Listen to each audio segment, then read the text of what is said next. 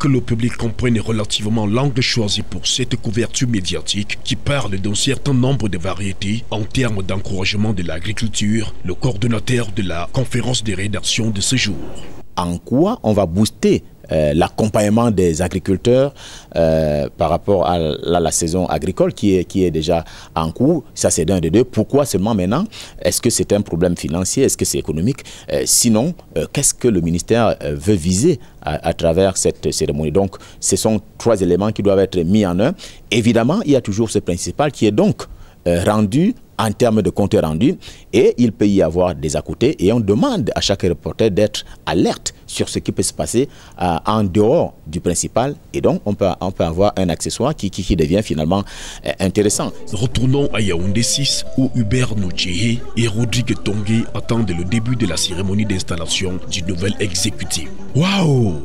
L'artiste Josco l'inquiéteur donne une prestation scénique en live pour égayer les populations venues nombreuses pour l'occasion.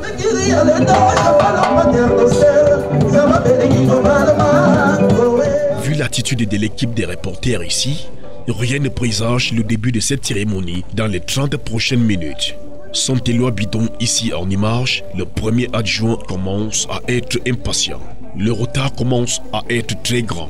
Le professeur Pascal Charlemagne Msanga Nyamding, dans cette expression, fait comprendre qu'il implore le ciel pour que la cérémonie commence. Même les autorités traditionnelles se languissent. Hubert Noutchéhé se déplace. Ça indique un élément nouveau à filmer sur le site. J'en étais sûr. L'arrivée du maire élu, Jacques Yoki Onana. Comme plusieurs personnes, le reporter d'images court dans tous les sens pour filmer le bain de foule et les accolades du maire élu.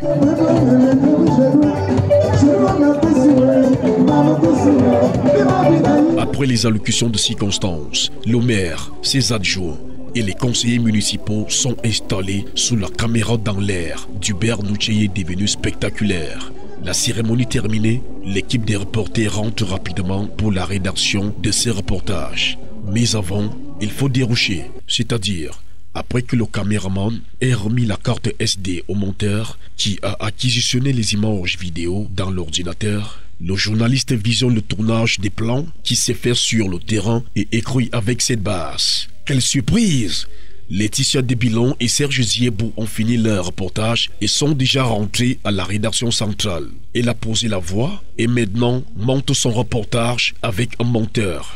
Pendant ce temps, Rodrigue Tongué, qui a été désigné pour présenter le journal de 19h50, écrit des textes avec son ordinateur portable. Il est 17h30. Je reçois les chapeaux, je les réécris, j'essaie de travailler les enchaînements en respectant ce qui est prévu dans les techniques de l'information, c'est-à-dire la hiérarchisation de l'information, partir du plus dense pour sortir par le plus léger en suivant les critères d'intérêt humain, de nouveauté et donc d'actualité, de notoriété des acteurs.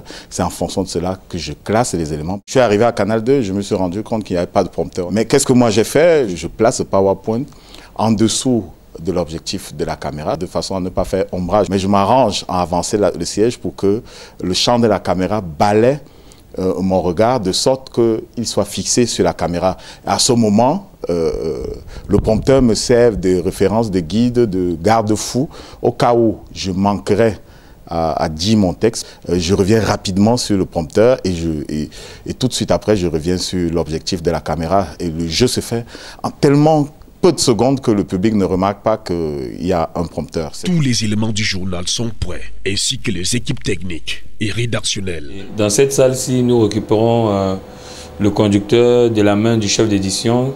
Avec lui, nous classons les papiers selon l'ordre de passage des différents chapeaux. On récupère maintenant après le chef d'édition pour la diffusion, c'est-à-dire la mise à l'antenne, et qui se fait de manière technique, juste le fait que le présentateur lance l'élément et nous le faisons lire simplement à l'antenne et vous recevez cela à la maison. Le verre permet à fabriquer ce qu'on appelle un fond virtuel qui est préfabriqué par des graphistes.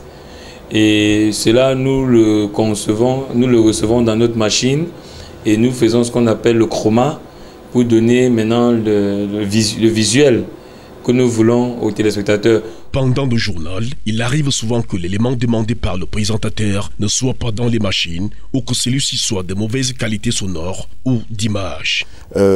Généralement, on appelle ici à la spontanéité du présentateur. Je peux demander simplement qu'on me retourne l'antenne ou le réalisateur peut me faire signe de reprendre l'antenne et annoncer un autre papier qui est prêt, celui-là. Mais naturellement, en présentant les excuses aux téléspectateurs pour ce papier qui n'est pas arrivé, soit en annonçant qu'il va arriver dans la suite du journal, soit en annonçant qu'il arrivera dans les éditions prochaines. Au-delà de tout, un présentateur de journal doit connaître l'actualité pour corriger éventuellement les contre-vérités glissées dans les papiers des reporters, de sorte que ce soit l'information définitive que les téléspectateurs gardent. La qualité de l'exécution des travaux, le label